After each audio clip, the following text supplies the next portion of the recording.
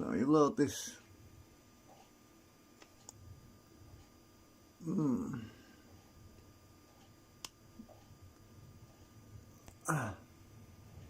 Okay.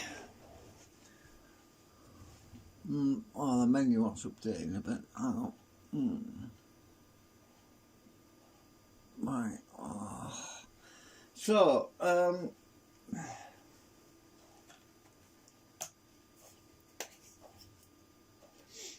I was quite busy yesterday, obviously with the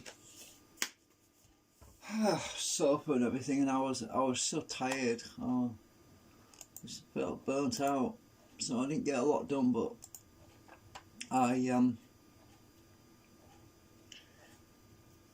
haven't had much focus on stuff, so I've been basically doing a bit, then going and watching a bit of snooker, and then I've been going thinking about it, then thinking, I need to do this, I need to do that, and going back to the model, and I'll show you what I came up with. So, oh shit, I hit the wrong button. Right. Wrong button again. Hang on a minute. So, yesterday, the canopy, I did quite a few changes. I don't know if you can see the changes I've done from memory, but the peg track where the coils are wound, this track was 10mm further in that direction towards where my cursor is. I'll probably see it better with the rubber. So this track was about 10mm further. Now, when I was looking at my model, I also extended the face, that's this edge, in this direction, further down, so that we could put this on the outside of the assembly instead of on the inside, so it wouldn't have this horrible catching problem. You see, the problem before, let me go to this. The problem before was these flanges, this edge was on the inside of the magnet hub as in, you know, the part that holds the magnets, everything. Well, obviously the magnets are in the rotor now, so they're no longer in the hub, right? So if you look inside here, if we go inside the actual assembly, it's hard to get in here. Oh, just a minute. Where's my keyboard? I can't do it without my shift key. If we go inside, you can see the clearance.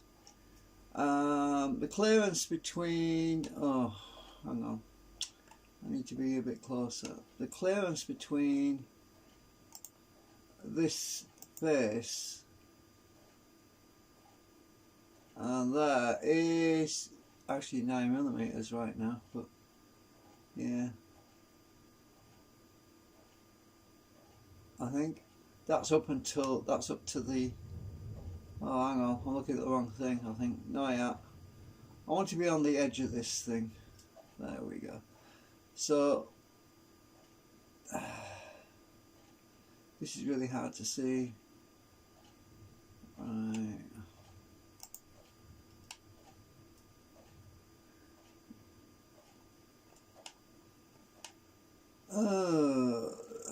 Right, okay, so yeah, it's hard to see when you're inside this thing like this. It's just, I can't think where I am. I'm lost. Hang on, just a minute. That was just back out a minute. Oh, I'm right in the middle there somewhere. Oh, let me just hide this canopy. Right, so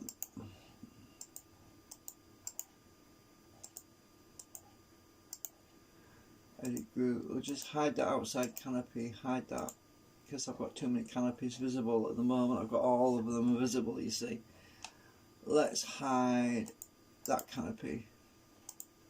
Right, so we're only looking at 2 of the canopies. Now,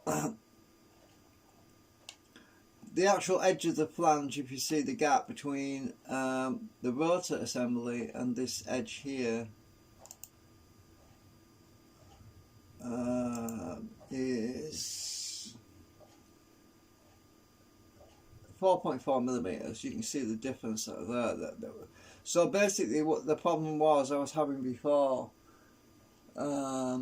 is that canopy was inside that 4 millimeter space, right? And the canopy itself was about 2 millimeters.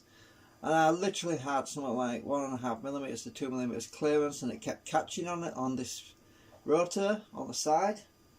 So as this rotor was spinning around, it was rubbing, and there's a certain amount of twist in the assembly. There's always a bit of twist, and that twist effect was causing parts of the rotor assembly to catch on the canopy. So now that the canopy is mounted on the outside, let me just bring the brightness back because I'll highlight some of that stuff. So now, because the canopy is mounted on the outside of this leg, these struts, we have much more clearance. Now I have put some supports on here, which in retrospect I'm kind of thinking about moving those actually to the outside, so that instead of being hooked around the leg on the inside where that rotor is, because I might end up with the same problem again with catching. So what I couldn't do is I was thinking about moving those to the outside up here, so that we can clip it on to this piece here. So there's a thing that clips on the back there, so that we can so this part here will clip around the back of this leg. This will give it a bit of structural support. Now the main important thing, why did I move these tracks, this groove? Well, if you remember, I was talking about the coils when they're wound. Well, the coils are wound around the pegs, right? I haven't got the pegs showing up on here actually. The pegs are actually over here. I haven't put them in yet. So these are the coil winding pegs. It's what I'll wind the coils around. Oh, I'm still highlighting on stuff. Alright, so these are the pegs that I wind the coils on. Oh my god, what's some flipping lines on here? Hang on a minute, edit component. Just noticed them. What the hell? Don't know where they came from. Huh. Anyway, I'm deleting them. Not supposed to be there. Some polygons or lines or something that weren't supposed to be there. Anyway. Close component. So, have I got hidden view? No?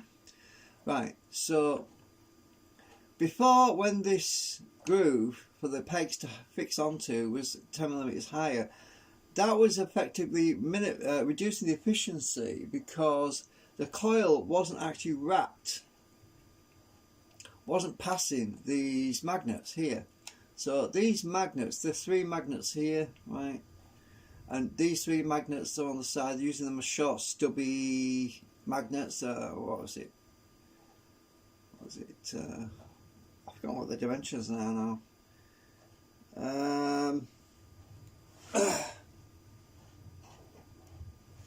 Let me just measure them, because I've got them here.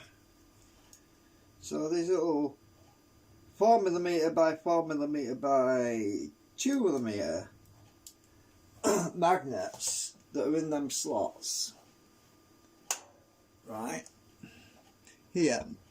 The coil was supposed to pass past these. It was supposed to come around all the way around here, around this coil, and this interaction with the coil is supposed to cancel out the drag, right?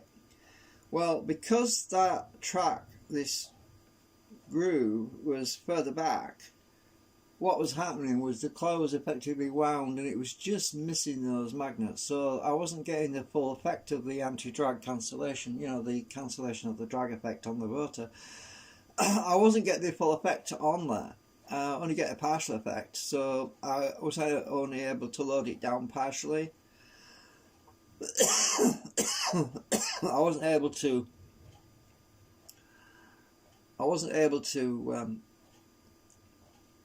put a higher load on it, because these little magnets were not in direct coupling with the coil. So when I wind a new coil, I'll have a much further wrap around. So the coils, and these dots, by the way, the dots mark where those magnets are. Right? If you look at the red dots, those dots on the canopy are to help me with alignment.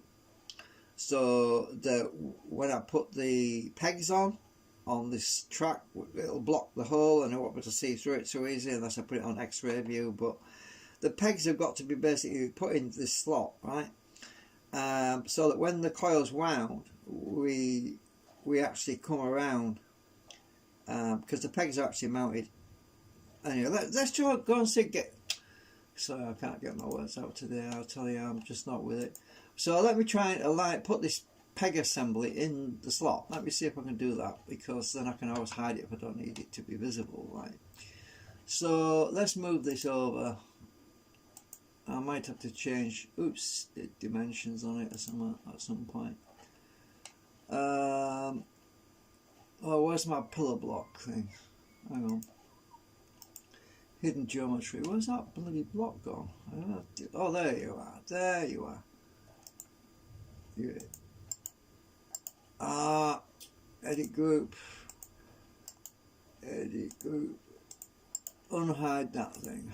I want it outside the group as well. I'm just going to cut that. Alright. I want it outside the group for now.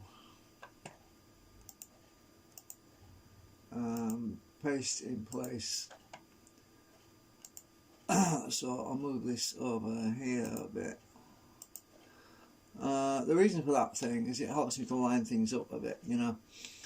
So I've got to rotate that thing. I need to rotate that. Shift key down. Put it on there.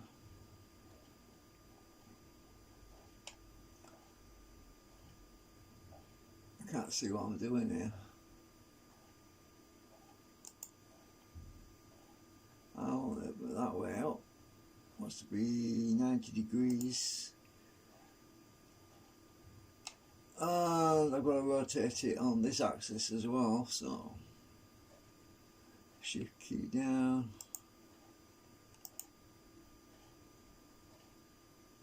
I'll line it up properly in a minute. I'm just going to get it roughly approximately. Oops, shit, I hate it when it does that. I need to bring that over to... Oh, I've got this wrong. No, that's right. That's right. Hang on, I'm going to zoom in a bit. I can't see where I am.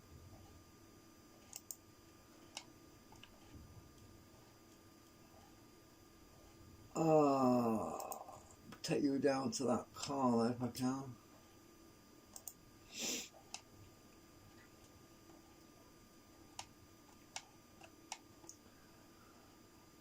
So this wasn't meant to be a full tutorial or anything, I was just giving you an update, and now I ended up doing a bit of a tutorial as well. So I've got to line that up. So once that axis, shift key down, click on that corner, go down here, click on there, and bring this over to... What the hell? It's not the right size. Why is that?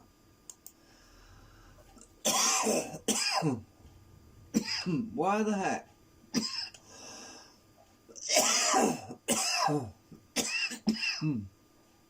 Hang on. Shift key down again.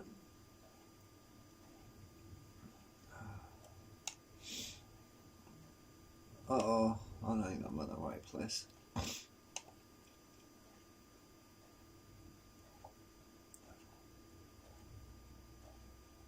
Oh, I see why.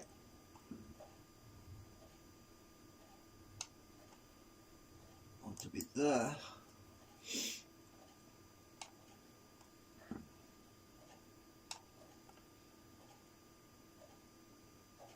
I've got to get this lined up.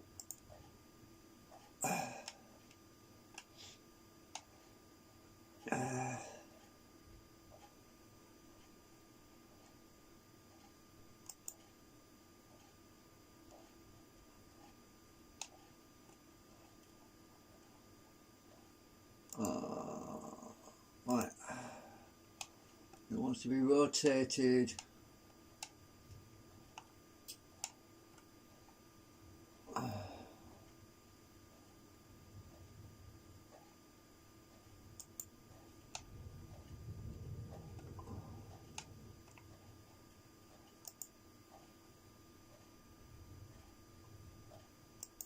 Let's check that. Maybe it's not quite right.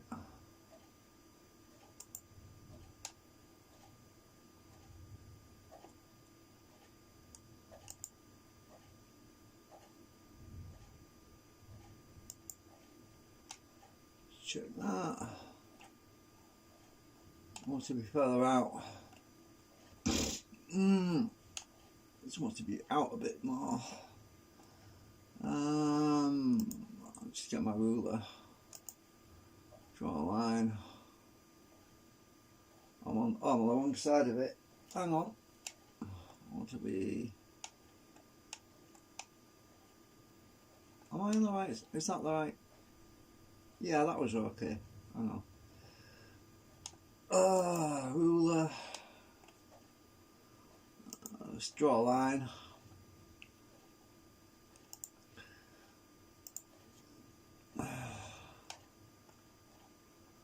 Right, I should be able to push that along that line now.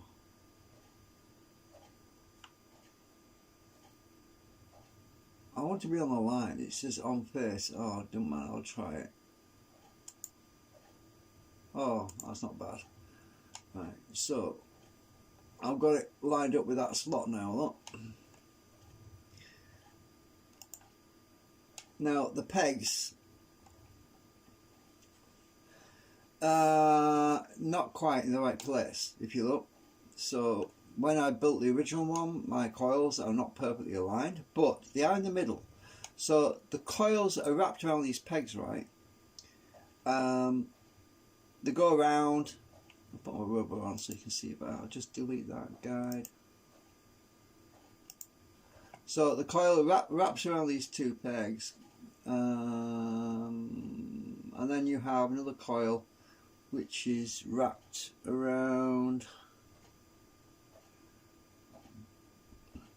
this peg, these two pegs. But if you look, the pegs are actually not lined up with the dot. I mean, the dot should be the dot should be a little bit lower on the purple peg, and the purple peg and green peg should be a bit higher up. So I'm going to move those in between the dots. So ideally these two pegs here want to be right in the middle of these two dots, and these two pegs want to be right in the middle of these two dots, right? And these two pegs want to be right in the middle of these two dots. So yeah, you can see that when I modelled this originally, I went screwed up a bit, but yeah, that's what you get when you're overwhelmed with all the things you got to do all at once, and you overlook stuff. But anyway, I've made that many changes though. But you see, I have made a lot of changes to this rotor. I mean, we started out with completely different arrangements with steel laminations and steel shims that were in there. And it was a completely different design. So there was a large area of tolerance. There was a much larger area of tolerance back then. But now, because we're using these magnets in a much more sharper area with intersecting series magnets in between, those tolerances have got a lot tighter. So yeah, I've got to move them pegs, which I can easily do. So I needed to put that up there to see, because that's why I put the dots on, because now that this thing's in place, you can't see these magnets behind it unless I go to X-ray view, which is that. Even then you can't see very well. It's all, yeah, it's hard to see through all that stuff. So the dots now will give me an excellent reference point to make me more easily set this thing up. So I've got all that to do yet. So now I'm going to go. I just wanted to show you where we are at the moment. You can see we're making good progress. Thank you for watching, I think. Yeah, so I'm going to be doing this today. I'm going to be sorting this peg alignment out. Actually, I need to make a copy of that. Is it a component? Just a minute. Is it a component? Yeah, it is. Right, so I don't have to make it a component. I just want to make sure that this is unique to the other ones, because I might mess it up for the other ones. I mean the other set. So if we just copy that. So what I'm talking about is, if we go to the other one across here, this is the other set, right? So what I have to do now is I have to lock that. So that has to be locked, so that I don't alter it by mistake. Lock. So it's red now, so it's locked. Oh, that wants to be locked as well. Right. So when I alter the other one, it will make it separate from those.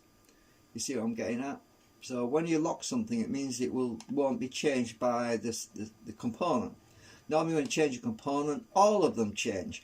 But by locking the other set, it won't change those. They'll stay the way they were. They'll become a separate component when I actually make changes to this. So if I change this now, if I change the colours on this thing, if I edit this component, you see it wants to make it unique. So if I zoom in, you'll see that it says some of the selected components are locked. Right, would you like to unlock the components or leave them locked and make the selected components unique?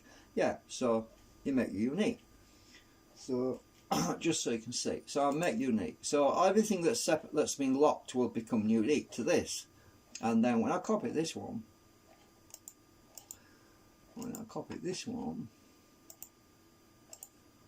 and I paste this one over here, these are a matched component set now. So if I change, if I change this one, if I change these edit component, go to paint bucket, let's choose red, and if I paint the purple ones red, you'll notice that the ones behind this thing are also turning red, because they're also, oh, there we go. So those are red. I'll get rid of the paint bucket. There you go. So these components are all together because they're red, green and the colour coded, but the locked set over here, they're still green, purple, right? So that one is still separate from, and that one down there is still separate. So that's purple, green. This one's completely independent of that now. Right, so I thought I'd show you that. Thought you find it interesting. Oop, wrong one. I'll keep you there on presets. I'm going to save it now. So anyway, I thought I'd give you an update. I'm going to go now because I'm just going to go and watch some snooker. Judd Trump, my favourite's playing right now. So I'm doing a bit of an update, and I mean model updates and changes, and I'm not rushing into it. I'm just thinking about it and watching snooker chilling out, and then thinking about, do I need to do that? And it's kind of easy when you're watching snooker. You don't have to think about anything really. You can, well, you can focus on what the next plan of action is, sort of thing, and without rushing into it, and then going back and thinking, yeah, I need to do that, blah blah blah, you know. So hopefully we won't have any more mistakes. So see you later, bye for now.